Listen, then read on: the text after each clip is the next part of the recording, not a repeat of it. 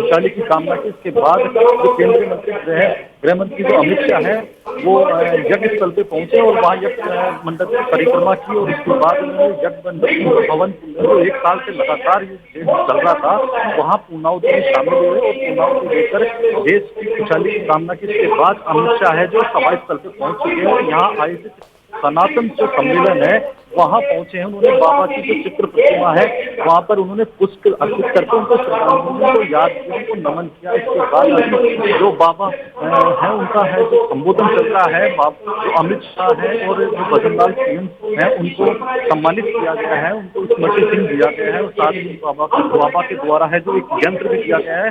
कहीं ना कहीं कहा जा सकता है जो केंद्रीय गृह मंत्री अमित शाह का ये पूरा दौरा है कई मायनों में खास माना जा रहा है, क्योंकि जिस प्रकार से 1 साल का जो यज्ञ चल रहा था उसकी पूर्णाहुति पर जो अमित शाह यहाँ पहुंचे हैं, यह जो भूपेंद्र यादव जो केंद्रीय मंत्री है वो भी उनके साथ है, साथ ही जो सीएम भजनलाल शर्मा है वो भी मंच पर मौजूद है। तो कुछ देर बाद में अमित शाह का यहाँ संबोधन होगा और सनातन सम्मेलन जो यहाँ आयोजित हो रहा है, यहाँ भारी संख्या में जो महिलाएं पुरुष और श्रद्धालु हैं जो यहाँ अमित शाह को देखने और उनको सुनने के लिए यहाँ पहुंचे हैं। कुछ देर बाद अमित शाह उनको संबोधित करेंगे, सनातन सम्मेलन को संबोधित करेंगे। देखो हीरालाल, आप चूंकि कार्यक्रम में मौजूद हैं और लगातार अब संबोधन की जो एक तरीके से प्रोसेस कह सकते हैं अलग अलग नेताओं की तरफ से हो रहा है, सनातन धर्म से जुड़े लोग भी अपनी बात रख रहे हैं। महत्वपूर्ण होगा देखना गृह मंत्री अपने संबोधन में क्या कुछ कहते हैं, क्या संदेश देते हैं, चूंकि आज का ये जो कार्यक्रम है सनातन धर्म से आस्था से भक्ति से जुड़ा हुआ है और जाहिर तौर पर रामनवमी भी है और इसीलिए खास ये महत्वपूर्ण और भी हो जाता है। कितनी देर का कार्यक्रम यहाँ पर रहेगा हीरालाल, गृह मंत्री अमित शाह का रुकने का?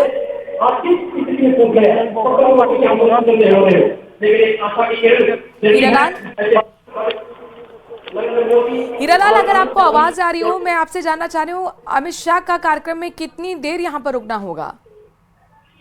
जी देखिए, अमित शाह है जो करीबन आधा घंटे पहले यहाँ पहुंच रहे थे। वो हेलीकॉप्टर से हेलीपैड पे उतरे, जो यहाँ कार्यक्रम स्थल से 2 किलोमीटर दूर 2 हेलीपैड बनाए गए थे। उसके बाद आज के जरिए कार्यक्रम पहुंचे हैं। अभी करीबन आधा घंटे की और अब वो जल्दी है। बिल्कुल हीरालाल, वो तस्वीरें भी दिखा रहे हैं जब स्वागत किया गया गृह मंत्री जैसे ही मंच पर पहुंचे और अब इंतजार हो रहा है एक एक कर तमाम वहां पर मौजूद खास शख्सियत अपनी अपनी बात रख रही है। गृह मंत्री अमित शाह यहाँ से सनातन धर्म को संबोधित करते हुए कार्यक्रम में मौजूद लोगों को संबोधित करते हैं, क्या कुछ संदेश देंगे देखना होगा। महत्वपूर्ण लगातार बड़ी खबर पर नजर बनी हुई है, आगे आप तक हम हर एक अपडेट पहुंचाएंगे। बहरहाल खबरों में आगे बढ़ते हैं और ब्रेकिंग न्यूज का रुख करते हैं। कूचामन सिटी से बड़ी खबर है, गैंगस्टर टोनी की कोर्ट में पेशी हुई है। कोर्ट ने 11 दिन के लिए रिमांड पर भेज दिया है। 17 अप्रैल तक आरोपी से कड़ी पूछताछ होगी। रंगदारी में भूमिका को लेकर पूछताछ की जाएगी। कड़ी सुरक्षा के बीच में कोर्ट में पेश किया गया, वो तस्वीरें भी आपको हम दिखा रहे हैं। गैंगस्टर टोनी जिसे दुबई से गिरफ्तार किया गया था, आज कोर्ट में उसकी पेशी है। 11 दिन के लिए रिमांड पर भेज दिया गया है कोर्ट की तरफ से। तो ये बड़ा आदेश कोर्ट का, 11 दिन अब पुलिस रिमांड पर रहेगा, जिसमें हर एक सवाल की जानकारी पुलिस लेने की कोशिश करेगी। खास तौर पर रंगदारी में क्या भूमिका रही थी टोनी की, इसको लेकर पुलिस जांच पड़ताल करेगी। 11 दिन पुलिस की रिमांड पर, 17 अप्रैल तक यानी कड़ाई से पूछताछ टोनी से होगी। कुछ व्यापारियों को धमकी मिली थी, उन धमकियों में विभिन्न प्रकरण दर्ज हुए थे। प्रकरण संख्या 403/24 दर्ज हुआ था। उस प्रकरण में मुलजिम आदित्य और टोनी को आज कोर्ट में पेश किया गया और पेश करने के बाद 11 दिन की उसकी रिमांड के लिए। सर, आदित्य की जानकारी जुटाई तो कहाँ कितने उसके खिलाफ मुकदमे की जानकारी सामने? अभी जो पीसी पे लिया है 11 दिन में, इसमें संपूर्ण पूछताछ करके जो भी है सारी डिटेल आपसे शेयर की जाएगी। सीधे आपको पावटा ले चलते हैं। दरअसल गृह मंत्री अमित शाह पहुंचे हुए पावटा, इस दौरान मुख्यमंत्री भी उनके साथ एक स्वाट कुंडी महामृत्युंजय रुद्र महायज्ञ में पहुंचे हैं अमित शाह। सुनिए मुख्यमंत्री को। कि आज मुझे महायज्ञ के पवित्र पूर्ण आहुति कार्यक्रम में शामिल होने का अवसर भी मुझे मिला है। मैं आपसे कहना चाहता हूं, हमारे सम्मानीय केंद्रीय गृह मंत्री एवं सहकारिता मंत्री अमित शाह जी का राजस्थान की धरती पर हृदय से स्वागत तो करता हूं, लेकिन मैं आपसे कहना चाहता हूं, देश के यशस्वी प्रधानमंत्री नरेंद्र मोदी जी के नेतृत्व में विकास और विरासत हमारे जिस तरह से साथ साथ चल रहे हैं और आज आप पूरे देश के अंदर देख रहे हैं कि हमारे विकास और विरासत दोनों साथ साथ चल रहे हैं। साथ ही आपके नेतृत्व में, आपकी दूरदर्शिता से देश के लिए एक मिसाल है। बतौर केंद्रीय गृह मंत्री आपने देश की आंतरिक सुरक्षा को अवैध बनाने में योगदान दिया, वह हर भारतीय के लिए गर्व है। आप चाहें धारा 370 को हटाने का ऐतिहासिक निर्णय हो या सीमा सुरक्षा को मजबूत करने का कार्य हो, आपके संकल्प और दृढ़ इच्छा शक्ति ने भारत को एक नई दिशा देने का काम किया है। इसी तरह से आपने सहकारिता के क्षेत्र में एक देश के अंदर एक बहुत ही ऐतिहासिक काम हुआ है। जो पंडित दीनदयाल उपाध्याय जी की अंत्योदय की योजना है, वो सहकारिता के माध्यम से अंत्योदय की योजना पहुंच रही है। माननीय, मैं महाराज जी बस्तीनाथ जी को निश्चित रूप से कहना चाहता हूं, जिस तरह से उन्होंने एक समरसता के रूप में इस महायज्ञ को संचालन किया और बहुत बड़ा काम यहां हमारे इस क्षेत्र में हुआ है, जिससे बहुत दूर दूर से लोग आए हैं और उसमें आकर के शामिल हुए हैं। मैं इतना कहना चाहता हूं, माननीय प्रधानमंत्री जी की दृढ़ इच्छा शक्ति से अयोध्या का राम मंदिर हो, चाहे हमारा काशी कॉरिडोर हो, सारे काम जितने हमारे देश के अंदर। मुख्यमंत्री को सुन रहे थे आप। बहरहाल खबरों में आगे बढ़ते हैं। पाली का रुख कर रहे हैं, जहां पर सुमेरपुर उपखंड के नोवी गांव में शॉर्ट सर्किट से खड़ी गेहूं की फसल में आग लग गई और देखते ही देखते आग ने विकराल रूप ले लिया। पकी हुई गेहूं की फसल आग के हवाले हो गई। आग लगने की जानकारी सुमेरपुर, तखतगढ़ और शिवगंज से दमकल मौके पर पहुंची है। करीब 3 घंटे की मशक्कत के बाद आग पर काबू पाया गया है।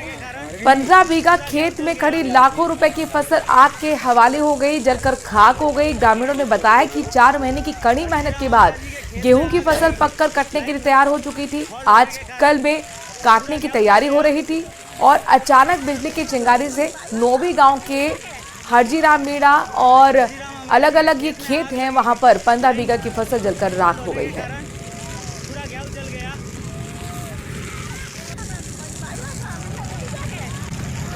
एक बार फिर आपको पावटा ले चलते हैं। गृह मंत्री अमित शाह वहां संबोधित कर रहे हैं, कार्यक्रम को सुनते हैं। प्रभु श्री राम का जयकारा लगाएंगे, बोले जय श्री राम, जय जय श्री राम। आज मंच पर उपस्थित श्री श्री बाबा बस्तीनाथ जी महाराज, हमारे राजस्थान के मुख्यमंत्री श्रीमान भजनलाल जी, मेरे मित्र और केंद्रीय मंत्री श्री भूपेंद्र यादव जी और बाबा बस्तीनाथ जी के इस महाप्रयास महायाग को सफल करने के लिए आए हुए सनातन धर्म के सभी अनुयायियों को मेरा प्रणाम, राम राम। सबसे पहले मैं बाबा बालनाथ जी की स्मृति को 2 हाथ जोड़कर प्रणाम कर मेरी बात की शुरुआत करना चाहता हूं। और ये जो महान प्रयास बाबा बस्तीनाथ जी ने यहां किया है, यज्ञ के माध्यम से लगातार 1 साल तक समाज के हर वर्ग को, सनातन धर्म में मानने वाले हर जाति को जोड़कर इस सनातन का महायाग जो किया है, मैं बाबा बस्तीनाथ जी को भी प्रणाम कर सबकी ओर से बहुत बहुत धन्यवाद कहना चाहता हूं। आज चैत्र नवरात्रि भी चल रही है। आज नवमी है। मां सिद्धदात्री के पूजा के दिन ही बाबा बस्तीनाथ जी ने हम तीनों को प्रसादी के रूप में श्री यंत्र दिया है। इसलिए भी मैं बाबा बस्तीनाथ को बहुत बहुत प्रणाम कर धन्यवाद करता हूं। भाइयों बहनों, यही भूमि पर 1 वर्ष से 108 कुंडीय महामृत्युंजय महायज्ञ शुरू हुआ था। आज इसका समापन होने जा रहा है। पिछली रामनवमी से रामनवमी तक हर 5 दिन में समाज के हर हिस्से से एक जोड़ा पवित्र भाव के साथ 108 कुंडी यज्ञ पर बैठकर प्रकृति के संरक्षण के लिए, सनातन के प्रचार के लिए और अपनी आत्मा की शुद्धि के लिए यहां पर यज्ञ किया है। मैं बहुत कम आयु से सार्वजनिक जीवन में जुड़ा हूं, कई सारे धार्मिक कार्यक्रमों में भी गया हूं, परंतु इस प्रकार का समाज को जोड़ने वाला, व्यक्तियों को धर्ममय बनाने वाला और पर्यावरण की सेवा करने वाला प्रयास मैंने आज तक नहीं देखा। इस आश्रम में बाबा बालनाथ जी की प्रेरणा से 16 साल से लगातार यज्ञों का आयोजन बाबा बस्तीनाथ जी की प्रयास से हुआ है। अनेक भक्तों ने यहां आकर व्यसनों का त्याग किया, नशा मुक्ति की प्रतिज्ञा की, सामाजिक समरसता का प्रतीक बने और बाबा बालनाथ जी की समाधि को और ऊर्जा और शक्ति प्रदान करने का काम किया। ये जो अखंड धुनी है, एक महासिद्ध योगी ने इसको शुरू किया और बस्तीनाथ जी आज उसको आगे बढ़ा रहे हैं। भाइयों बहनों, हमारे यहां अनेक संतों, महापुरुषों का, ऋषियों का, मुनियों का इस देश में प्रादुर्भाव हुआ। बाबा बालनाथ जी भी ऐसे महायोगी थे जिन्होंने इसी भूमि पर जन्म लेकर देश और विदेश में 84 धुनों की स्थापना कर अपने पूरे जीवन को धर्ममय बनाने का काम किया।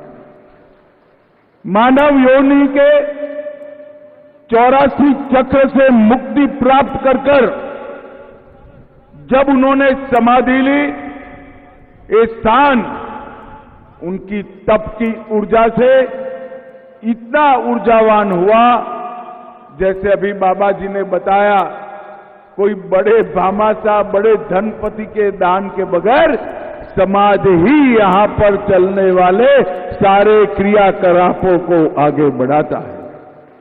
यहां पर कई जीवन, इनके हताश मन को आशा मिली है, निराश लोगों को चेतना मिली है, बेसहारा को धर्म का सहारा मिला है और बेजुबान जीवों पर दया कर कई के जीवन आगे बढ़ाए हैं।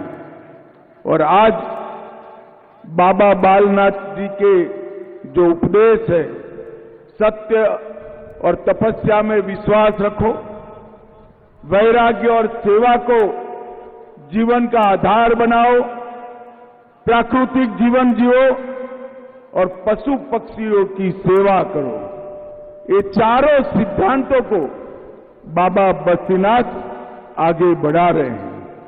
और बाबा बस्तीनाथ जी ने भी अपने गुरु की तरह ही लोक धर्म, लोक कल्याण, सनातन धर्म, पर्यावरण संरक्षण और सामाजिक समरसता, इसके लिए अनेक प्रकार के प्रकल्प हाथ में लिए और उसको आगे बढ़ाने का काम किया है।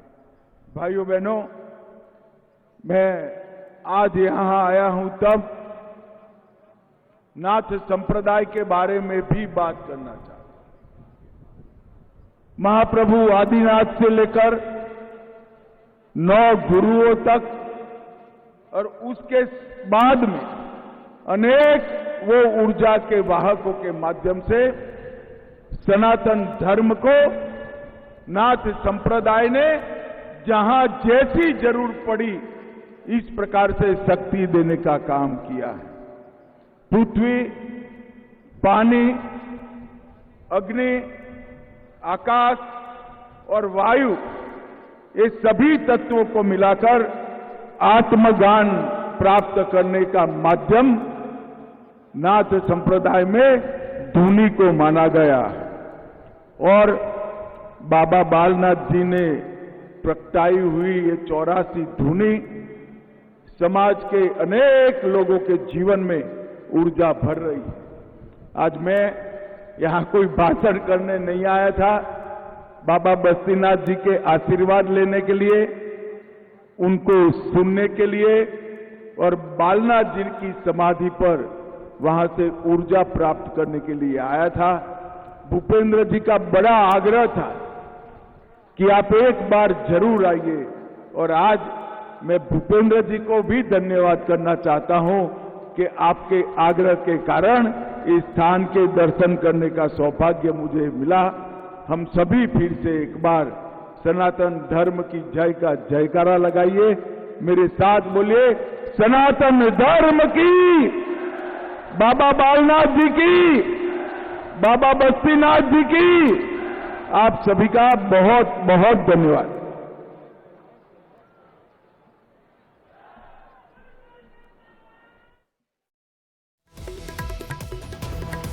सप्ताह के दौरे पर अमित शाह महामृत्युंजय यज्ञ में शामिल होने के बाद वहां मौजूद लोगों को संबोधित करते हुए बाबा बालनाथ के जयकारे लगाते हुए आप सुन रहे थे।